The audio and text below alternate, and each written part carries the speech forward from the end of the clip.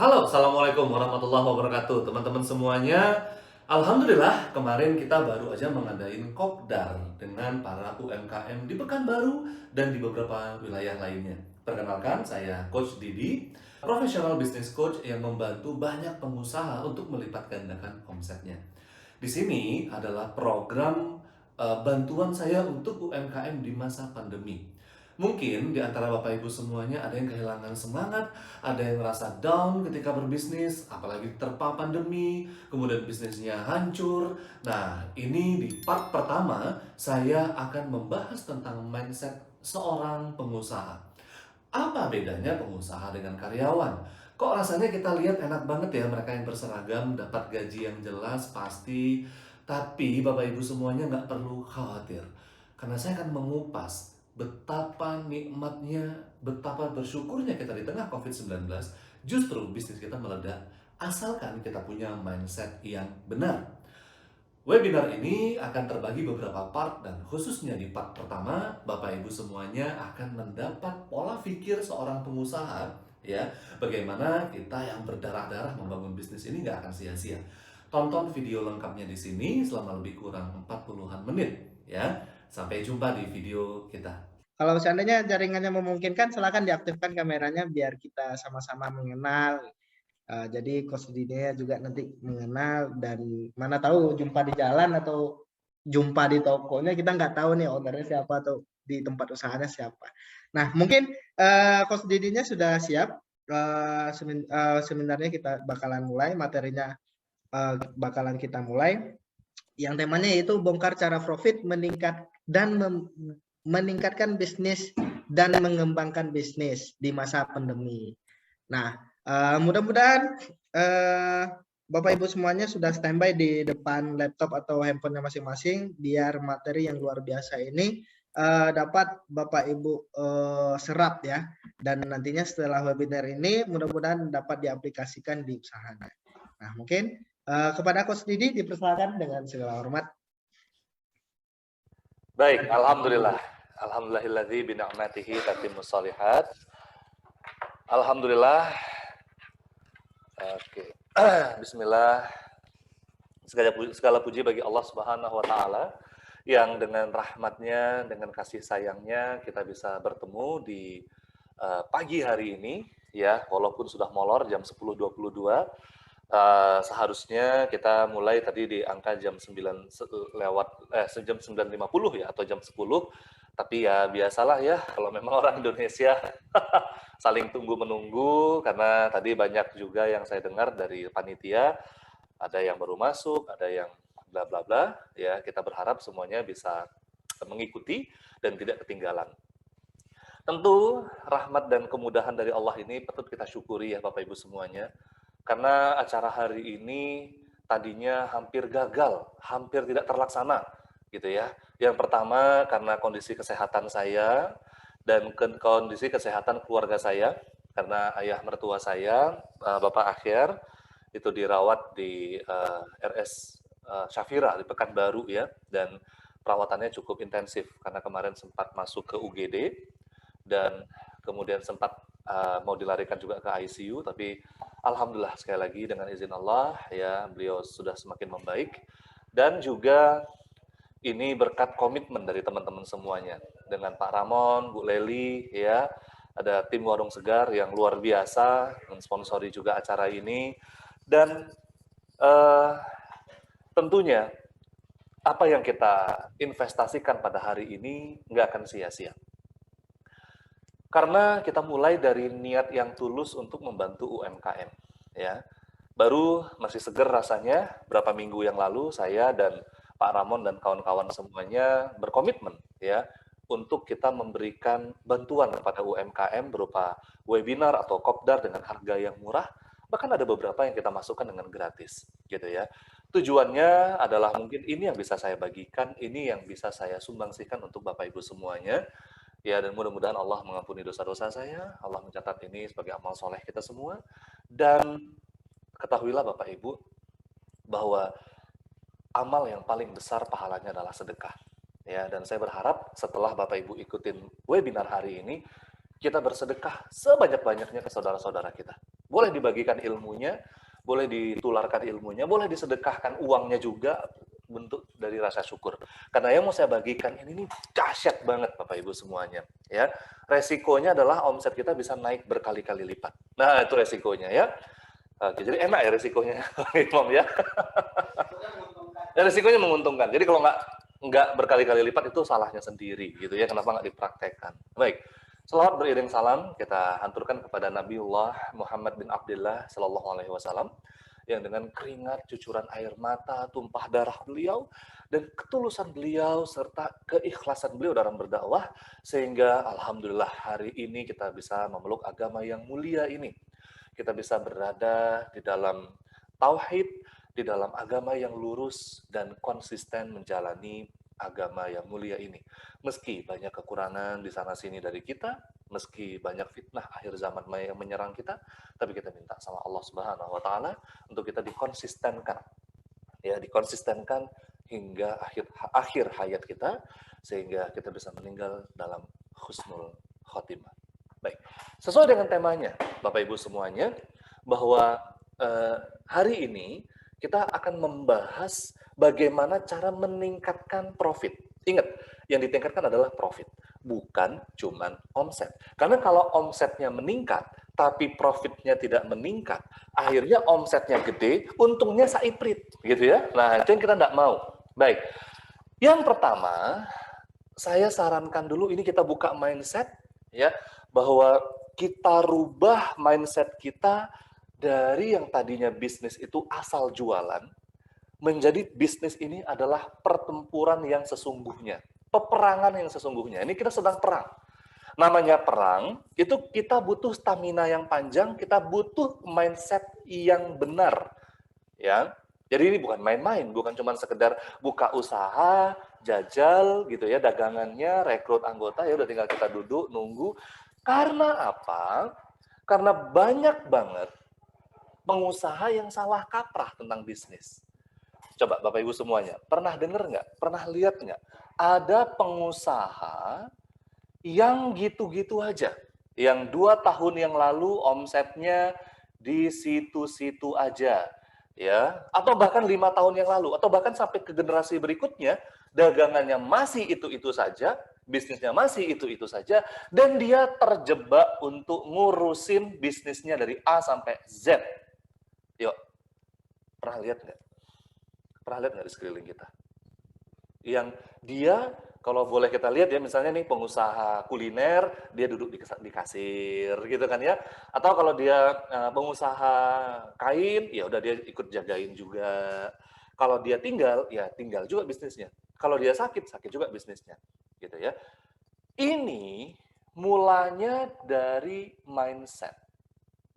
Ya, nah sebentar. Mulanya dari mindset. Jadi kita semuanya itu hanya memilih di mana kita berpijak. Ada 4 kuadran. Kuadran ini bahasa sederhananya pijakan atau tempat di mana kita berdiri. Ya. Oke, ada di sini employee. Employee ini bagi yang sulit ya karyawan. Ya, siapa yang hari ini masih jadi karyawan yang nyambi juga sambil berbisnis? Ada yang di sini self-employee atau pengusaha sendiri, ya. Nah, jadi dia bangun bisnis, tapi diurusin masih A sampai Z tadi. Artinya kalau dianya sakit, ya sakit juga usahanya. Jadi dia kerjainnya semuanya sendiri, ya masaknya sendiri, ya. Jadi pengusaha sendiri, gitu ya. Masak sendiri, kemudian ngiklan juga sendiri. Kalau paling ada tim sebatas helper atau pembantu yang bantuin dia. Nah, ada lagi pijakan berikutnya, kita berada di kotak business owner. Oke, business owner, pengusaha yang punya bisnis. Dan terakhir ada investor. Nah, ini yang harus kita dudukkan dulu Bapak Ibu. Jadi, kalau di kolom ini, di kolom employee, karyawan dan self-employee, ya, mungkin self-employee ini nggak mesti harus pengusaha sendiri, bisa juga dokter, bisa juga pengacara, bisa juga guru yang dia menjual jasanya, ya, untuk mendapatkan income. yang artinya dia nggak bisa mewakilkan. Dia nggak bisa mewakilkan jasanya ke yang lain. Itu namanya self-employed. Oke.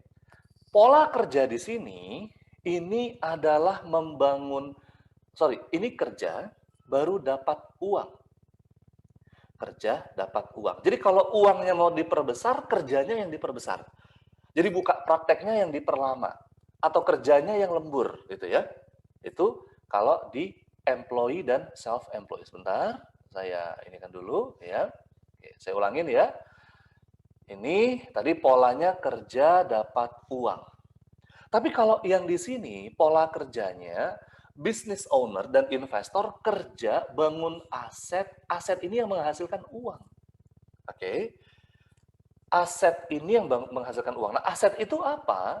Aset dalam bisnis itulah yang disebut dengan sistem, gitu ya. Jadi ketika bisnis kita sudah tersistemasi, ya, kalaupun ada kesalahan, kita bisa tahu lebih dini, lebih awal. Kalaupun ada problemnya bisa di-counter. Nah, jadi yang bikin pengusaha itu lama, atau kesannya itu kok duitnya nggak nampak ya? Kok rasanya gini-gini aja ya? Sebenarnya bukan gini-gini aja. Kalau dia gini-gini aja adalah dia cuman jualan, dapat barang, jualan, dapat barang, jualan. Maka sebenarnya dia belum jadi business owner, dia cuman self-employed, cuman kerja dapat uang. Tapi kalau dia bangun aset, ya nanti kita cerita asetnya apa. Inilah yang nantinya ya omsetnya bukan cuman meledak, tapi stabil. Nah, investor artinya mereka yang menginvest uangnya dan nantinya dapat uang lagi dari hasil investasinya. Nah, masalah yang paling sering muncul adalah bagaimana cara mengelola uang. Ya, cara pandang tentang uang. Orang-orang di 4 kuadran ini, di 4 kategori ini, semuanya punya kebutuhan. Semuanya. Business owner punya kebutuhan, karyawan juga punya kebutuhan. Cuman bedanya, ya, karyawan kebutuhannya lebih kepada untuk makan, untuk ya kebutuhan-kebutuhan sekunder, motor, update HP, update rumah. Kalau belum cukup uangnya untuk update rumah, update motor, ya udah dipakai buat makan aja dulu, dibayar buat pakai kontrakan. Sementara para pengusaha nih, business owner tadi, ini ketika dia punya uang, itu dia gunakan untuk investasi. Salah satunya Bapak Ibu semuanya di sini gunakan uangnya untuk ikut kelas ini. Oke. Saya tahu banyak pengusaha UMKM yang berkorban. Mungkin uang 59.000 atau 100 ribuan itu besar sekali untuk kita hari ini. Tapi kita udah investasikan. Kita mau belajar. Investasi yang terbesar lagi adalah marketing. Biaya marketing. Biaya untuk rekrut tim. Gitu ya. Jadi bisa dikatakan orang yang di kuadran kiri, E dan S ini mikirnya untuk hari ini aja. Untuk hari ini aja. Tapi kalau yang kuadran kanan, business owner dan investor, mereka rela bersakit-sakit dulu untuk menikmati yang akan datang. Gitu ya. Masa depan, cara mereka memandang masa depan juga sangat berbeda. Cara orang employee tadi memandang masa depan adalah, nah kita kuliah yang bagus, dapat nilai yang bagus, cari kerjaan yang bagus. Tapi masa depan seorang pengusaha bukan seperti itu. Masa depannya adalah kita investasi hari ini, kita capek-capek hari ini, kita nggak tidur hari ini, kita begadang hari ini, nanti kita akan nikmati. Ya, uang akan datang meskipun kita tidur. Itu dia mindsetnya. Jadi tough-nya itu terbangun, mentalitasnya itu terbangun. Makanya kemarin saya bilang sama tim, gitu ya, yang mau mengadakan acara ini, kalau cuma hanya gara-gara demam, hanya gara-gara capek, terus acaranya nggak terwujud, ya belum bisa dibilang mental pengusaha. Ya baru cuma banyak omong doang gitu ya. Tapi orang-orang yang memang rela mendapatkan masa depan yang seperti yang dia impikan, gitu ya. Ya, pengorbanannya juga luar biasa. Ya, peluang. Ya, coba kita lihat. Kalau masih ada yang tergiur dengan, Pak, ini cicilannya murah. Pak, ini ada promo. Dan akhirnya kita belanja, kita beli, kita kredit, itu mindsetnya masih di employee atau self-employed. Ya, karena apa? Karena nyicil atau ngutang itu untuk kebutuhan pribadi. Bukan untuk hal yang mendatangkan uang. Tapi kalau beli motornya, beli HP-nya, beli peralatannya untuk membangun bisnis tadi, untuk menghasilkan uang. Nih, kalau saya beli AC ini untuk ruangan ini, saya bisa dapat berapa? Produktivitasnya bisa dapat berapa? Ini kalau saya beli HP ini untuk admin, saya bisa dapat berapa? Jadi makanya kita sering lihat, pengusaha-pengusaha itu untuk peluang-peluang diskon, dia nggak terlalu tergiur. Ya, nanti ketika penghasilannya sudah stabil, sudah dapat, baru enak. Begitu juga dengan resiko. Tadi malam saya bahas dengan Bang Yudis ya. Nah, mana Bang Yudis? Itu luar biasa banget itu tim saya ya. Tidak ada bisnis yang tidak beresiko. Masalahnya adalah apakah resiko itu bisa kita kelola atau tidak. Selagi resiko itu masih bisa kita kelola, kita jalanin. Karena semakin besar bisnis, semakin besar resikonya. Ya, tadi malam saya cerita sama Pak Yudis tentang beberapa bisnis saya yang untungnya itu dahsyat banget ya. Salah satunya sawit, trading sawit, ya CPO, main apalagi salah satu bisnis saya yang paling menguntungkan itu tadi malam saya bilang kargo, ya. Tapi ruginya juga kalau sekali macet nangis itu Bapak Ibu. Bagi yang nggak bisa ngelola resiko, nangis itu ada.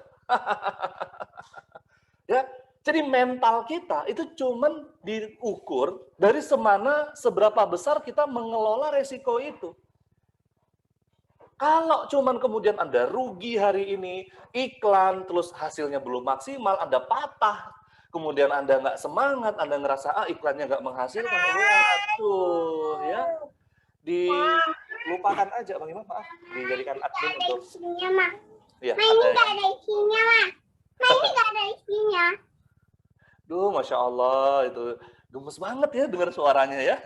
Jadi saya minta maaf ya, Bang Imam, untuk dijadikan ini dulu, ya supaya kita kondusif. Ya jadi, sekali lagi, kalau resiko itu kemudian kita takut, kemudian kita lari, dan kemudian kita nggak berani, gara-gara ada resikonya, nanti kalau ngiklan boncos, nanti kalau saya nyetok nggak laku. Udah, Anda nggak usah jadi pengusaha. Ya, jadi self-employed aja, jadi pekerja sendiri aja. Ya, jangan komplain ketika bisnisnya gitu-gitu aja. Ya, ya. Jadi cara pandangnya tadi. Nah, gitu juga dengan perubahan. Saya yakin di sini nih banyak Bapak Ibu yang sudah berumur nih. Ada mungkin sudah umur 40-an, mungkin menginjak 50-an, ya, tapi masih tetap fight dan kita setengah mati mengikuti perubahan. Jangankan Bapak Ibu yang udah umur 40-an, saya sekarang umur 34, itu ngikutin perubahan, itu saya harus banyak sekali belajar, baca buku, beradaptasi, baca artikel, ngikut training, sampai hari ini. Sampai hari ini. Saya ikutin training, saya beli training, saya pantengin, saya nontonin, saya catet. Karena ketika kita nggak ngikutin perubahan, selesai Bapak Ibu. Mau sebanyak apapun modal yang kita miliki. Dulu, kalau jualan, nih, banyak para self-employed itu berpikir, kalau dulu, cara saya jualan itu cukup buka toko, ya, ada saya punya resep yang bagus, ya udah saya jualan. Nah, misalnya nih, saya punya resep rendang atau saya punya resep makanan yang enak. Saya cari tokonya, saya buka tokonya, udah. Sekarang nggak bisa. Ya, mau nggak mau kita harus masuk ke digital. Dan ilmu digital ini luar biasa banget. Nah, ini yang mau saya bahas. Ya, oke. Jadi bukan cuma sekedar sumber income. Jadi 4 kuadran tadi, ya, employee, self-employed, bisnis dan investor bukan cuma sekedar sumber income, tapi menentukan, ya, bagaimana cara kita ngambil keputusan, bagaimana kita bersikap. Tuh, siapa yang di sini barusan ngalamin kegagalan? Ngalamin boncos, ngalamin kerugian. Gimana sikapnya kita? Ya, atau ditipu karyawan, ya. Atau konsumen banyak ulahnya. Gimana sikapnya kita? Ya, bukankah itu nanti akan menjadi cerita sukses kita? Ketika kita akan bercerita bahwa kita nih mahasiswa atau saya ini ibu rumah tangga. Saya bangun ini dengan berdarah-darah dan dengan perjuangan. Gitu ya. Nah, cara berpikir ini yang saya harapkan Bapak Ibu miliki sebelum kita bahas. Karena ketika kita bahas nanti, ini ada effort, ada action yang harus dilakukan. Bukan cuman sekedar jualan, bukan cuman posting harga, bukan cuman posting-posting di sosmed. Kalau cuman sekedar posting-posting di sosmed, saya rasa udah banyak banget pengusaha sukses yang berjamuran. Ya. Kalau bisnis itu mudah, semua orang udah jadi kaya. Tapi kalau bisnis itu sangat sulit atau mustahil, nggak ada yang sukses. Nah, uniknya, bisnis itu mudah, tapi ada celah yang harus kita pahami. Ya. Nah, yuk. Oke. Nah, ya. Ops, maaf. Ya, jadi bagaimana konsekuensi yang harus kita pahami ketika kita kehabisan waktu. Ya, jadi ketika kita bekerja sekarang jadi karyawan atau menyambi dengan aktivitas yang lainnya, intinya kita digaji, gitu ya. Maka resikonya itu kita bisa kehabisan waktu. Maksudnya kehabisan waktu apa? Ketika masuk masa pensiun, di mana energi kita udah habis, pikiran kita udah nggak bisa konsen lagi, ya. Dan di saat itu mungkin anak kita lagi butuh-butuhnya uang, lagi butuhnya kehidupan yang lebih baik, lagi butuh biaya sekolah. Dan kita udah kehabisan waktu. Jadi semuanya punya resiko kok. Jadi mereka yang merasa aman dengan bekerja, mungkin hari ini Bapak Ibu cemburu atau nengok mereka yang jadi PNS, Polri, TNI, tuh enak banget ya. Mereka jelas dapat tiap bulan, ya mereka gusur-gusur UMKM, yang jualan, yang ngelapak di luar sana, duh enak banget ya. Mereka tinggal gusur, mereka dapat tiap bulan. Sebentar dulu, tanya dengan mereka yang pensiunan nanti, gimana nasibnya? Ya, di saat mereka lagi butuh-butuhnya, tenaganya udah habis. Ya, pikirannya udah nggak bisa fokus lagi untuk bisnis. Dan banyak banget, bahkan mereka yang pensiun di level tinggi, di level direktur, di level manajer, di level eselon sekian, ketika duit ada, mau bisnis, habis kena tipu. Habis kena tipu. Karena mereka nggak punya mentalnya, mereka nggak punya mindset yang benar tentang bisnis. Ya, bagi mereka yang self-employed atau bagi kita yang sekarang self-employed, ya kita tukar waktu dengan uang. Ya, mungkin kita jadi dokter, atau mungkin kita iri nih, atau mungkin kita merasa, duh enak banget ya dokter sekarang panen banget nih. Duh enak banget ya mereka yang jadi profesi apa, sekarang enak banget nih. Bentar dulu. Ketika kita semakin terikat dengan profesi kita dan tidak bisa lepas, hati-hati. Bahkan profesi ini akan dibawa sampai mati. Gitu. Nggak ada waktu istirahat.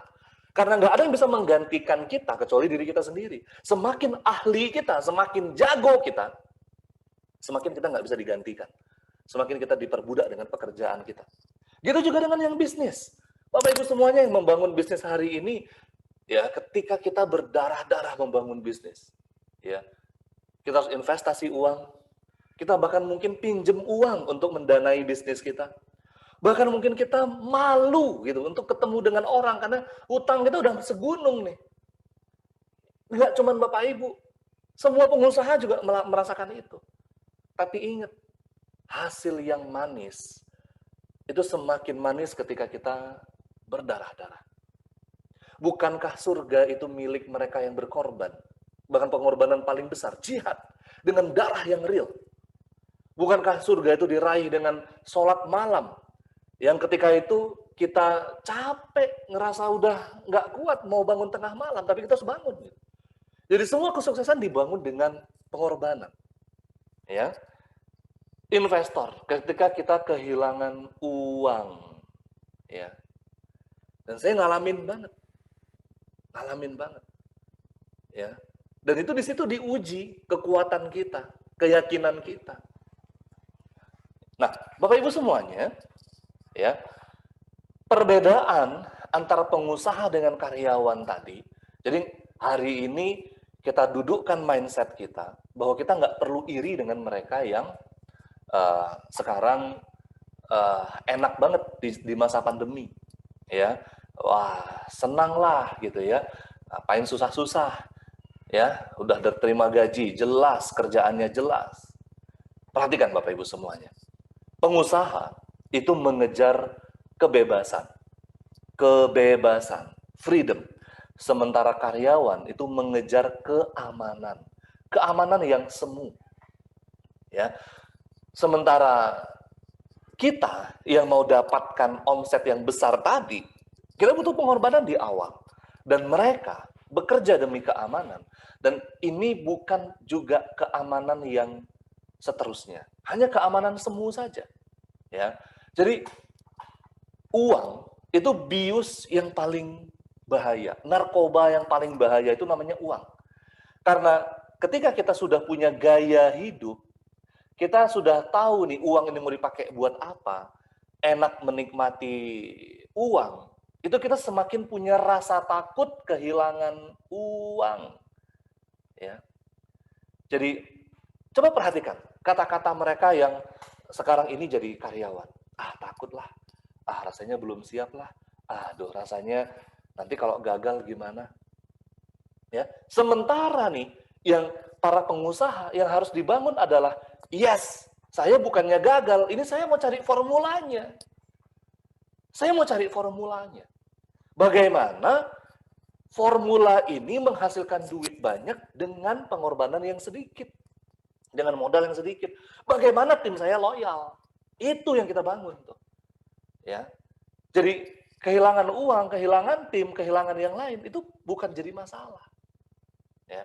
Jadi ini wanti-wanti banget buat para bapak ibu yang sekarang punya bisnis, jangan tergiur untuk cepat-cepat menikmati, ya, karena perjalanan masih panjang, ya. Nah, ini kan yang sering dapat keluhan nih, coach, saya udah lama jalan tapi kok untungnya nggak kelihatan. Nah, omsetnya besar, tapi untungnya seiprit. Yo, coba siapa yang ngalamin ini?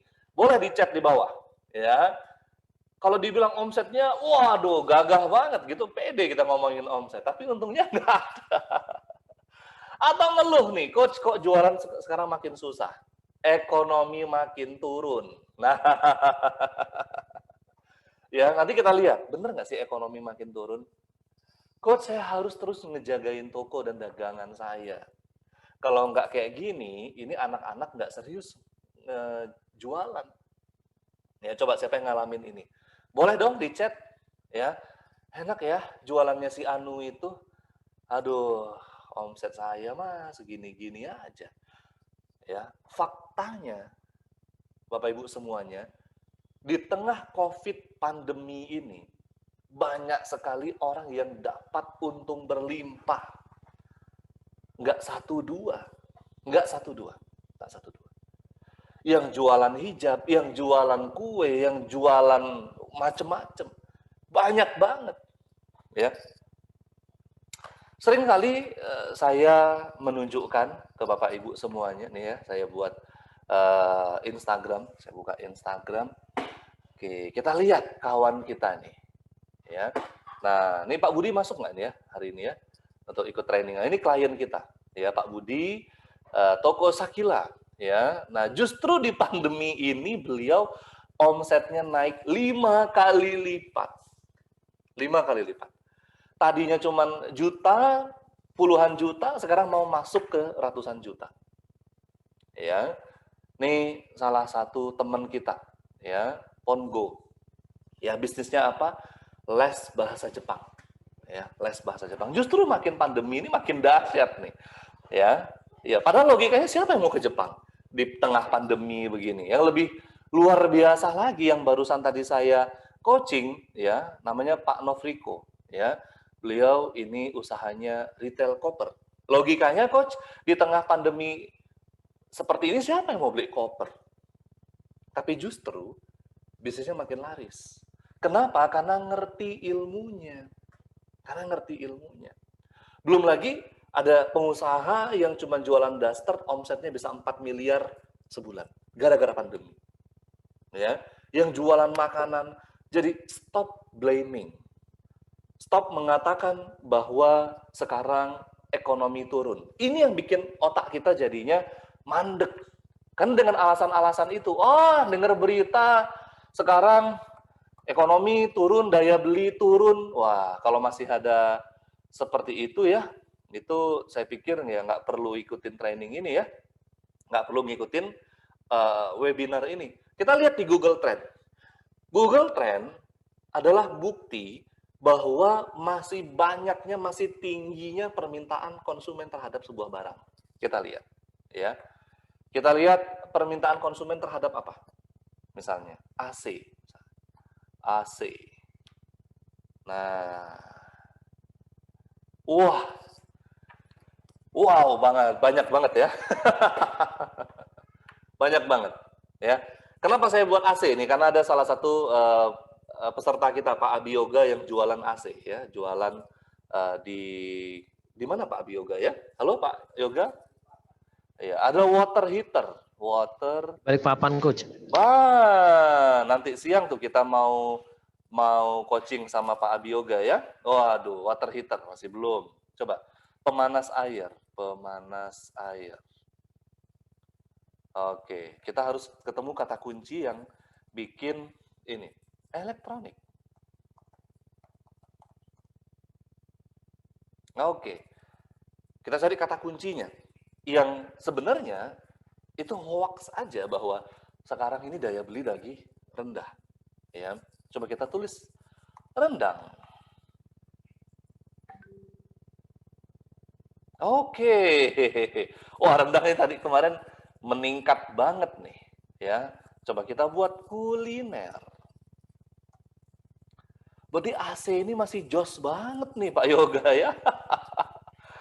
Oke, waduh, bahkan kuliner aja nggak secanggih pencarian ya, ini pencarian. Jadi nanti akan saya bahas ya, bagaimana cara kita bisa maksimal di search engine atau pencarian. Saya cuma pengen buktikan bahwa sebenarnya bisnis itu daya belinya masih tinggi banget, tergantung segmen mana yang mau kita bidik, cemilan misalnya. Ya, wih, ngeri memang AC ini ya. Berarti banyak banget orang yang kepanasan dan butuh AC gitu ya. Dan nanti Bapak Ibu bisa ini ya bisa. Oke, ini kayaknya kita salah nih. Ini AC, oke, ini kayaknya yang kita maksud AC ini mungkin bukan seperti yang kita maksud ya. Oke, ya nanti kita boleh search ya permintaan pasar di mana. Tapi yang menarik adalah memang bisnis itu nggak mudah Bapak Ibu. Tapi kunci bisnis itu ada di sistemnya. Kunci itu ada di sistemnya. Bukan cuman di aktivitasnya. Jadi pastikan kalau hari ini Bapak Ibu terlibat langsung ya dengan aktivitas bisnis, itu Bapak Ibu bukukan step by step-nya. Ya. Dibukukan, dirunutkan, sehingga nanti ketika ini mau di-training ke tim kita, ke karyawan kita, kita udah punya formulanya. Coba, siapa di sini yang masih belum membukukan step-stepnya, atau mungkin resepnya, atau mungkin SOP-nya? Kalau belum ada SOP sih nggak apa-apa ya, karena saya yakin banyak di sini UMKM ya, yang menengah dan kecil ya. Nah, tapi step-stepnya kita bukukan nggak? Semua kegagalan kita itu kita bukukan nggak? Ya, karena dengan kita membukukan itu nantinya akan mudah kita membuat sistem tadi. Karena sistem ini kan kita yang rancang, ya. Mulai dari kita membuat produk, kalau kita buat produk, mulai dari penyimpanan produknya, mulai dari pencatatannya, mulai dari penjualannya sampai semuanya dibukukan. Dibukukan. Ya. Jadi kalau saya boleh tunjukkan file saya, nih, Bapak Ibu, mana ya? Oke, OneDrive. Nih, ya, ini, oke nih, bisnisnya saya, kelihatan ya di situ ya. Tuh, bisnis Didi. Nah, itu saya bukukan semuanya, step-stepnya. Tuh, ya, saya bukukan semuanya.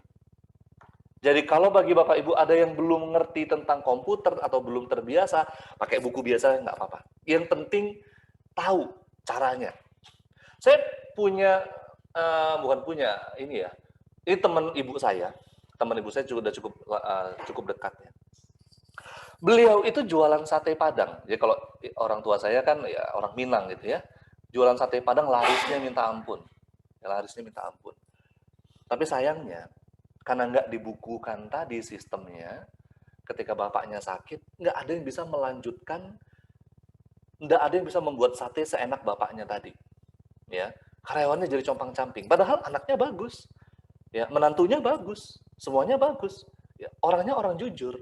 Tapi karena membukukan step-stepnya tadi terlewat, akhirnya dia nggak mungkin kan nanyanya ketika orang tuanya udah sakit, apalagi udah meninggal. Ya sudah, wassalam. Akhirnya ya tutup. Oke, jadi Bapak Ibu semuanya, bisnis autopilot itu kuncinya adalah membukukan. Yang kedua, nanti kita akan cetak leader, siapa yang akan menjalankan bisnis kita. Dan ini akan saya bahas nanti di topik yang lain. Bagaimana cara kita mencetak leader, ya, yang mereka loyal banget kerja untuk kita tanpa harus dipaksa-paksa. Oke. Jadi 4 kunci sistem bisnis tadi di operasional, keuangan, SDM, dan marketing.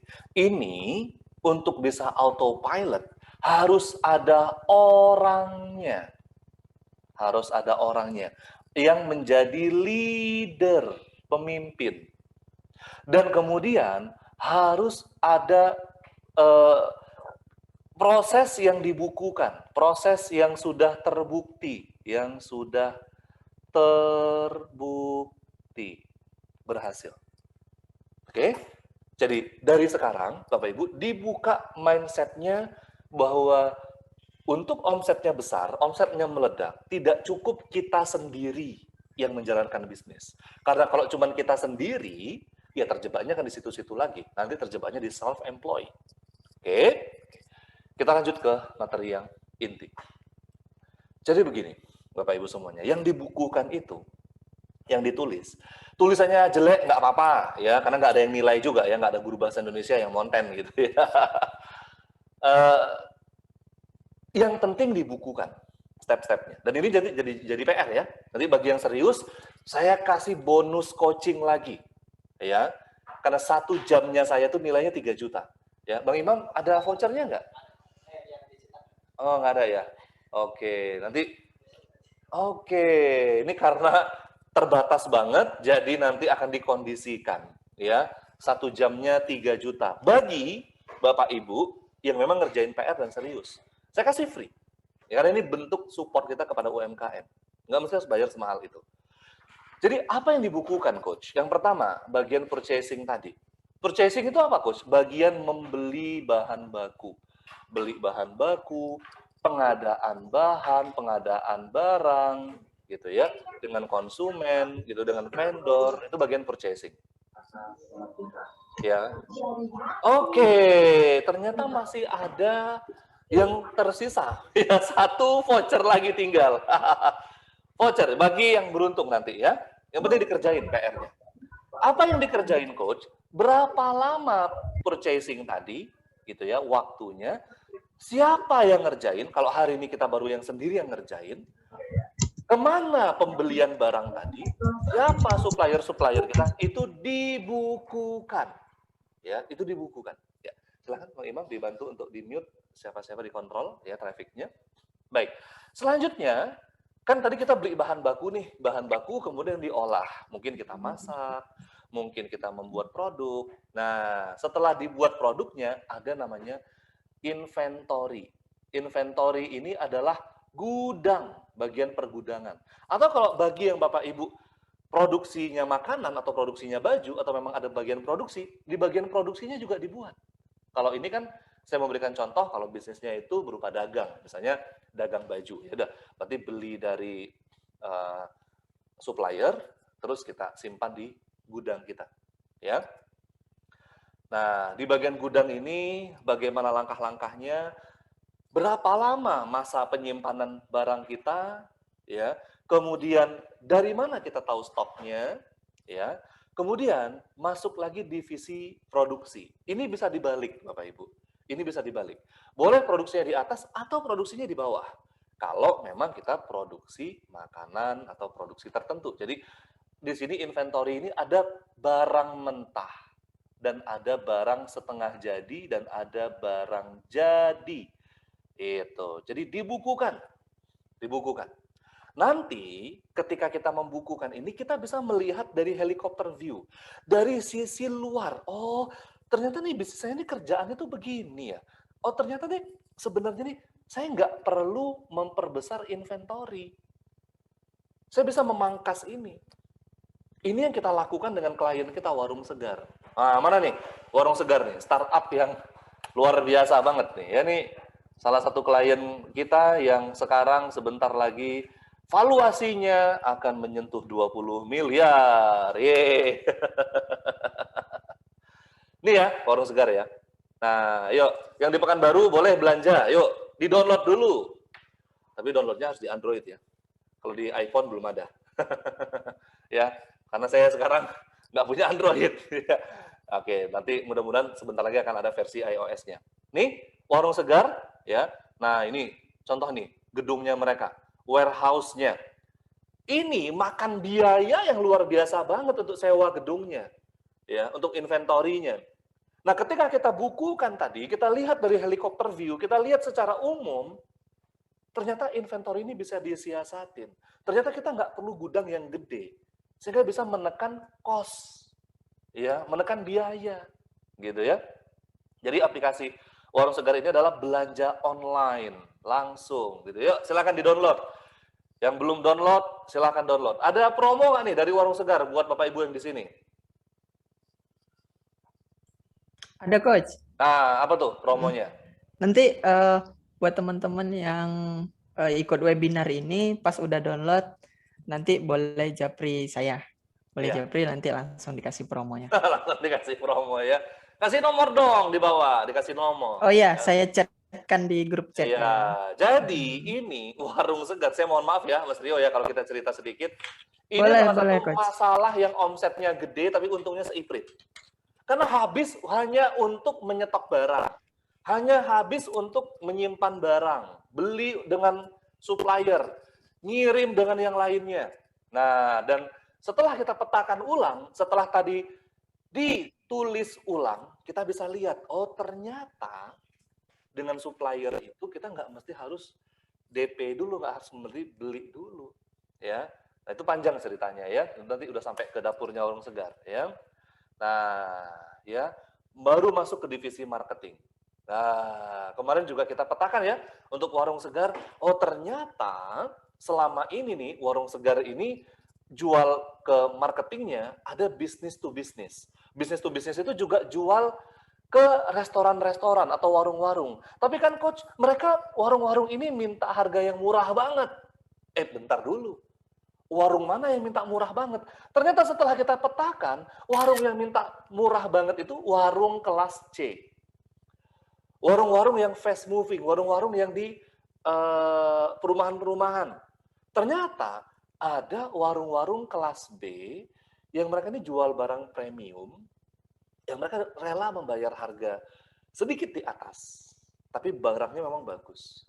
Ada lagi yang kelas A, restoran-restoran, hotel, rumah sakit, yang bahkan mereka rela membayar mahal untuk suatu kualitas yang premium banget. Iya. Nah, begitu juga ketika kita petakan untuk marketingnya, ternyata selama ini database-nya belum dikelola. Nah, jadi dengan kita menuliskan tadi dari A sampai Z perjalanan bisnis kita bukukan, kita jadi tahu dari sisi mana kita bisa masukin. Ya. Karena sekali lagi jebakan pengusaha itu adalah ketika terjebak di operasional. Terjebak di operasional. Nah, boleh dong diceritakan sedikit ini kisah nyatanya Mas Rio?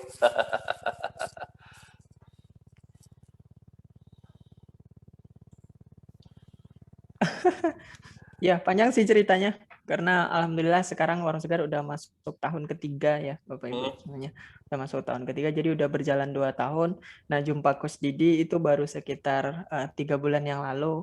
Nah, dari jumpa Coach Didi udah banyak perubahan, alhamdulillah. Udah model bisnisnya dari yang awalnya itu besar banget operasionalnya, sekarang udah mulai sedikit-sedikit dikerucutkan sehingga kita bisa nekan biaya modal kita dan tentu keuntungan bisa lebih besar gitu. Nah, kalau sebelumnya memang Warung Segar itu semuanya itu dari hulu ke hilirnya itu dirangkul semuanya, dirangkap semuanya, dikerjain semuanya. Mulai dari produknya, terus kemudian sampai ke proses produknya sampai pendistribusiannya pun itu dikerjain sama Warung Segar. Jadi akhirnya biayanya itu besar di sana, Bapak Ibu gitu. Meskipun omsetnya itu besar, bahkan alhamdulillah bisa sampai ratusan juta itu satu bulan, tapi dihitung untuk marginnya itu tipis banget gitu kan, tipis. Ya itulah akhirnya alhamdulillah ketemu sama Coach Didi, banyak dibimbing, dan akhirnya ketemu jalan keluarnya gimana operasional yang besar-besar ini bisa dibuang semuanya gitu. Iya, dan kita ganti model bisnis ya. Nah, Iya. dan dengan diganti model bisnis tadi, omsetnya tetap gede, marginnya juga gede, dan kita nggak perlu banyak mengeluarkan energi yang sia-sia tadi ya, Mas Rio ya. Iya, betul. Baik. Nanti untuk lebih jelasnya, enaknya kita bahas satu persatu. Jadi bagi Bapak Ibu yang tertarik, boleh hubungin Bang Imam. Nah, untuk dibedah bisnisnya secara personal. Gitu ya, Bang Imam ya. Coba silakan nih, Bang Imam. Gimana? Mungkin buat Bapak Ibu semuanya nanti yang pengen ini langsung sama Coach Didinya bisa hubungi saya nanti di chat ini, saya kasih nomor saya, nanti hubungi aja. Setelah itu kita bahas dulu nanti permasalahannya apa, bisnisnya apa. Jadi kita bedah terlebih dahulu, nanti gimana-gimananya baru kita ke Coach Didinya untuk langsung di bimbing ya Pak ya? Iya. Di Coach ya? Oke. Itu saya sudah kirim nomor WA saya di chat, silakan nanti Bapak Ibu semuanya save, terus bagi yang ini. Dan paling penting kerjakan yang PR-nya Coach ya. Mungkin ada beberapa lagi PR nanti yang dikasih sama Coach Didi. Jadi bagi Bapak Ibu yang serius, yang semangat, dan mungkin berapa orang Coach? 3. Jadi bagi Bapak Ibu yang tercepat mengirim tugasnya nanti, tugas atau PR yang diberikan sama Coach Didi selama webinar ini berlangsung, kita bakalan kasih voucher senilai 3 juta untuk 1 jam coaching sama Coach Didi, dan berlaku cuma untuk 3 orang. Nah, jadi gitu, silakan di save nomor saya, langsung di japri aja nanti, kirimkan tugasnya ke WA ini. Oke, mungkin gitu Coach. Lanjut, silakan dilanjut lagi. Baik, kita lanjutkan lagi ya. Jadi dari divisi marketing tadi ya, juga keuangan begitu ya. Jadi ketika kita lakukan pencatatan keuangan, ini yang sering banget diabaikan oleh para pengusaha, terutama UMKM. Mereka bahkan tidak mampu membaca neraca. Ya, ini uangnya ada yang ditilap apa enggak? Ini balance apa enggak? Kadang-kadang banyak yang menginvestasikan kegiatan marketing itu berlebihan tanpa melihat impact-nya apa. Jadi orang ikut Facebook Ads, kita ikut Facebook Ads juga. Kita ikut ngiklan di sana, kita ikut ngiklan juga. Tapi coba diperhatikan, pengembaliannya berapa lama. Dan bukan cuma sekedar pengembalian, tapi dari operasional yang kita keluarkan, itu sebenarnya mana yang bisa kita efisiensikan. Ya, nah ini panjang banget ceritanya. Nanti kita bisa bahas di kesempatan yang lain dengan lebih spesifik. Nah, gimana materinya? Ya, kalau bermanfaat silahkan di-share ke kawan-kawan dan tunggu dulu, ini belum selesai, ini baru part yang pertama. Yuk, apa yang udah Anda catat, apa yang udah kita dapatkan, tulis di kolom komentar. Bagaimana apa yang Anda rasakan saat ini di tengah pandemi, ya, kemudian apa kondisi yang ada saat ini. Semakin banyak Anda komentar, dan nantinya bagi yang beruntung, saya akan memberikan coaching gratis bagi Bapak Ibu semuanya. Yuk, semuanya siap-siap lagi nonton part selanjutnya, yaitu di part 2. Sampai jumpa!